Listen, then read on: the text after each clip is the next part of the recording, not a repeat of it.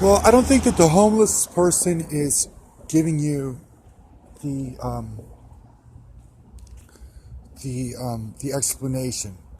You know, I think that that the homeless person is realizing that they don't have like power over their circumstances.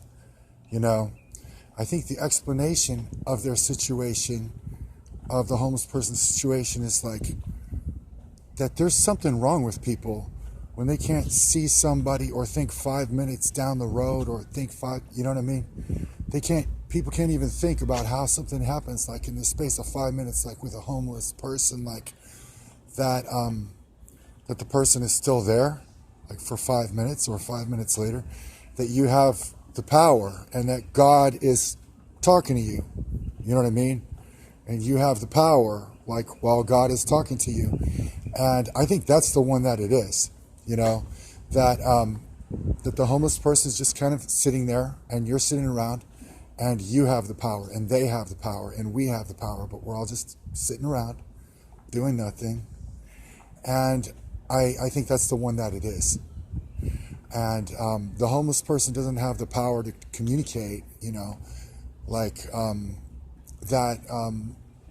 You know, that you can't see why Jesus Christ is doing what he's doing. You can't see why, you know, or whatever that spiel would be, you know.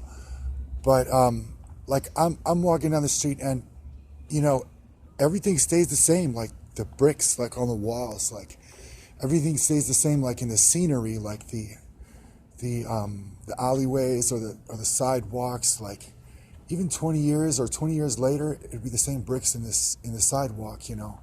After 20 years, you could go back to your hometown, like after 20 years, and you could look at this brick, like in the sidewalk, and you could say, hey, what do you know? That's the same brick from like 30 years ago, 20 years ago.